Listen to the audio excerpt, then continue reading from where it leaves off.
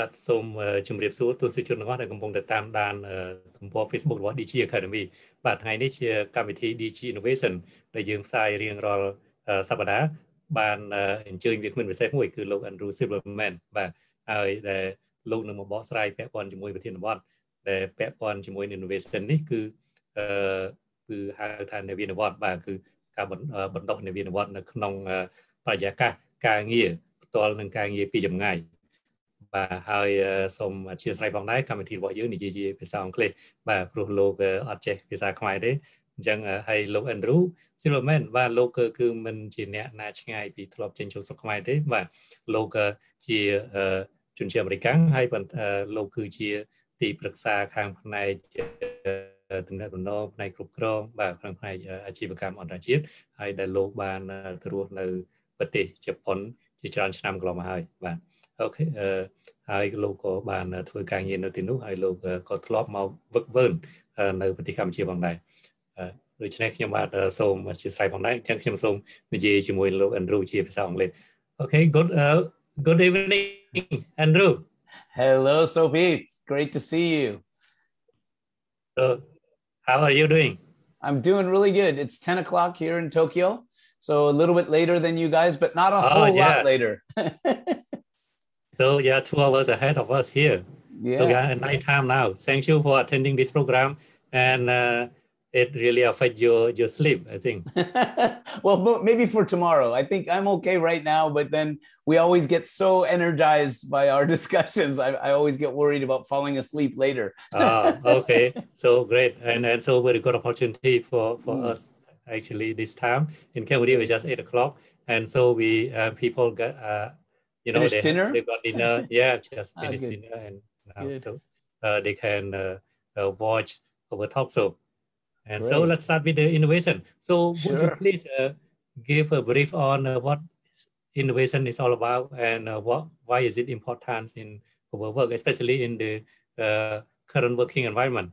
Well, it sure is a hot topic, isn't it? It seems like every company that you run into, if you ask them, well, what are you working on? What are you trying to do? What are you trying to be? It's we want to be more innovative. We need more innovation. We must innovate or die. We see this everywhere, right? Including in even government ministries. You were just sharing that in Cambodia, you have Minister of Science and Innovation, right? Ministry of Science and Innovation. Yeah. So first, I like often, not always, but often to look at the root of a given concept or a given word. And that middle part of innovate, right? Nova, it means new. So if you're looking to have either create a new product or a new process or even a new way of thinking, all of these things fall under that big umbrella of innovation. Sometimes it's confused or confused with creativity. What I like, the way I make the distinction is creativity is more about inventing. Usually it could be an innovation as well, but creativity can be done by yourself, right? You could be a creative genius. We think of people like Albert Einstein as a creative genius or a Jimi Hendrix, creative genius on the guitar.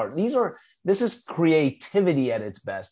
But innovation, especially when we're talking about a society or a business or an organization, we're talking more about new ways of doing things that we can do collectively, like maybe collaboratively. So that's probably the first distinction that I make. And it just seems that today, this is such a hot topic because we're faced with so many challenges, and especially I think accelerated with COVID-19. I mean, this has just brought about a lot of innovations, but by necessity. Just like we say invention, what they say, necessity is the mother of invention.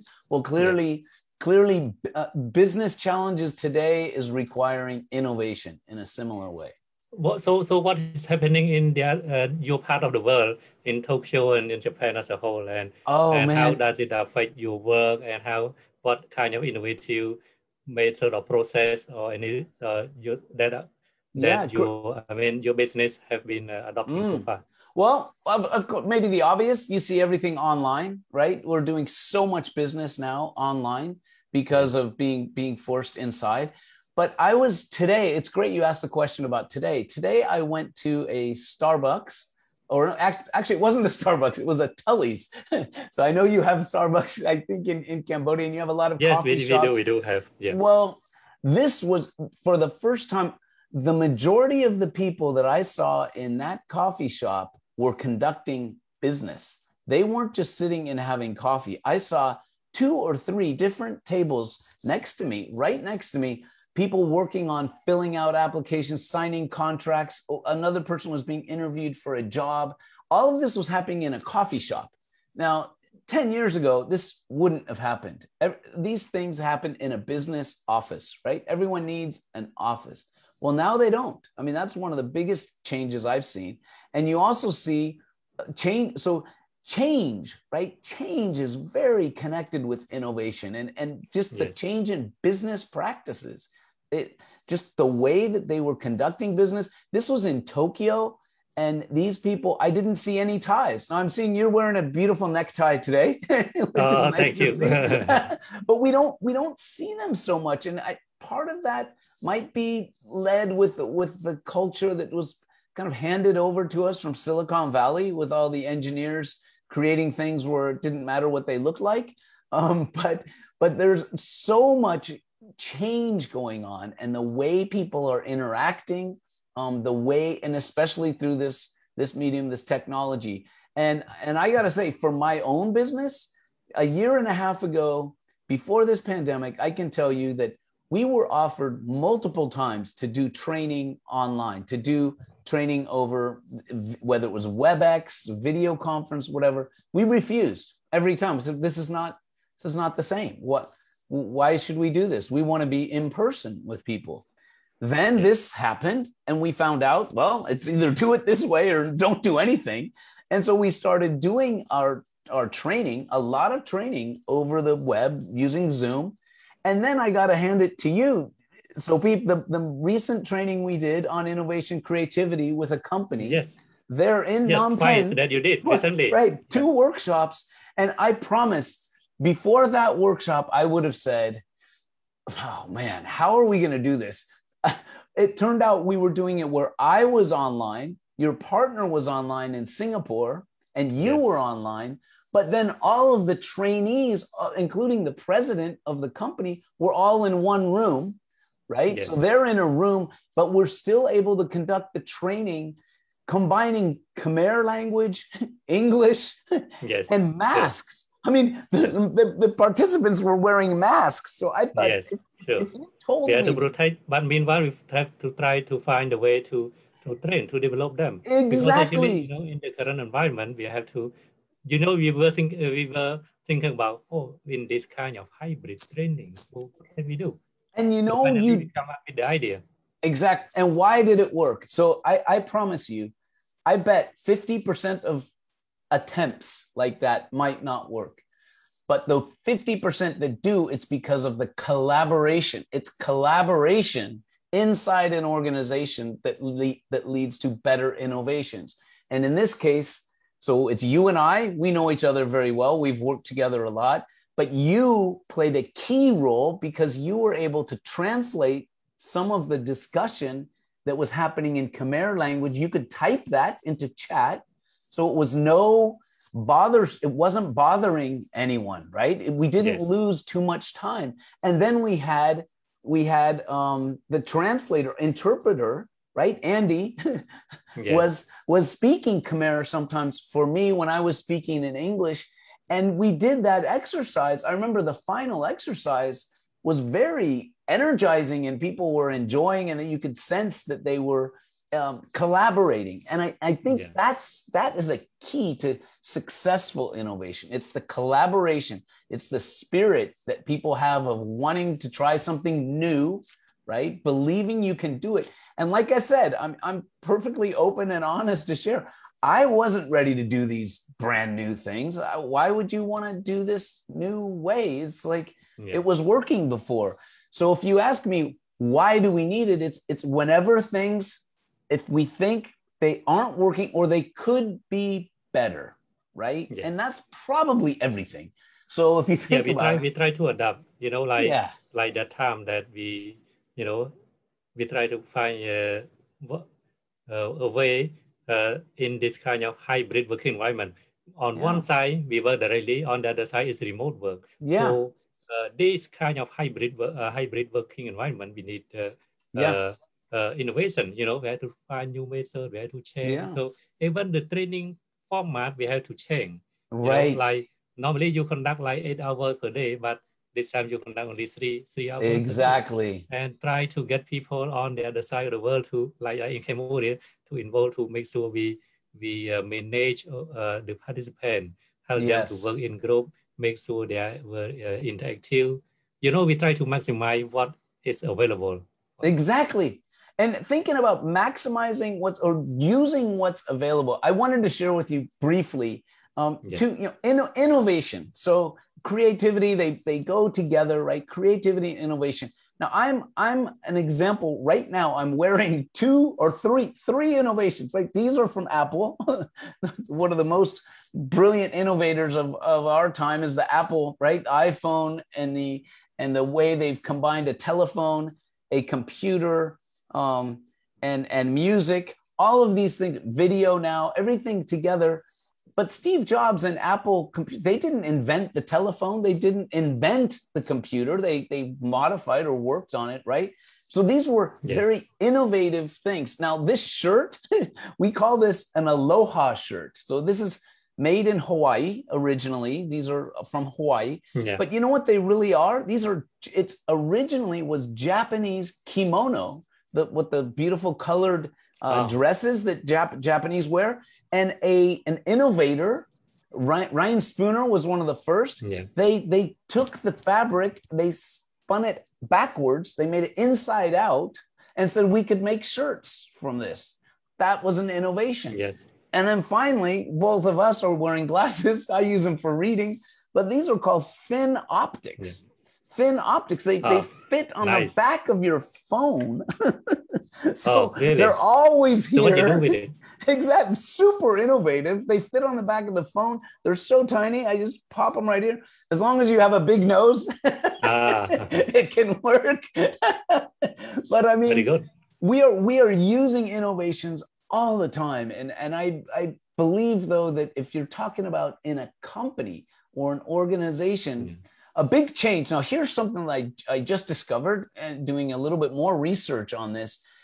There's a professor, Linda Hill, and you can find her on YouTube as well. She did a TED Talk it's called TEDx Cambridge, I think. And she's written a book called Collective Genius with a couple of other academics. It's quite academic, the approach. These are obviously PhDs, very smart people. Yeah. But what she points out, what their findings were, is that this type of innovation that companies are looking to do now requires a new kind of leadership.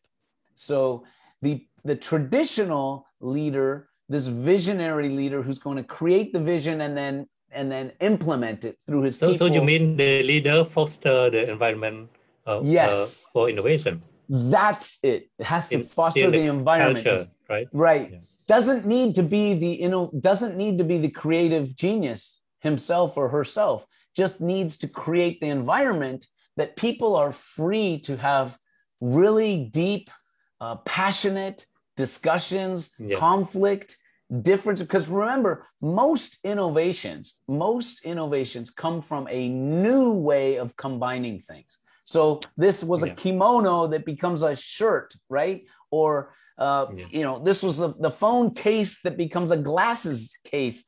You have to think people from different angles. And I think that's the big challenge with companies that don't have as much diversity. We want diversity. It means there's going to be conflict, and people need to be comfortable with the conflict in order to create something new. So beside the leader, who may help to drive innovation, who may help to induce innovation in an entity or institution? So my one of my favorite lines from this came from one of the owners of the basketball team, National Basketball Association team. He said in his organization, he said, new ideas could come from anyone, anywhere, anytime. So the whole idea is, how do we foster that environment that invites input from anyone, anywhere, anytime? And that doesn't mean that every new idea or every criticism is going to be implemented, but it means we really want to hear, because this is how we are doing things, rather than this is what the boss is telling us all to do. So the innovation could come, some people really from anyone. may think that some people may think innovation is more kind of big thing, big idea like that. But actually innovation can happen, and even in a small scale, something, they try to find something new, way of doing things, or creating something that is really new, of value for people, or for even for themselves, that they try to innovate. And we try, and if you notice, yes, have you noticed this, Sopeep, in your life, and maybe our listeners or viewers can think about this in your own life, in your own company, your own family, the best brand new ideas. And think about it. My favorite place to go for this is songwriting. I've written a lot of songs, mostly, and my best songs collaborating with one or a couple of people. And what happens is you realize that creative process, that innovative process, is not owned by just one person. There's for a song, for example, it's a third entity. Absolutely. The training program we created and delivered last time, well, that wasn't me, that wasn't you, that wasn't the president of the company. It was all of us, and especially the participants, creating something, right? So that's the approach that I would take for innovation.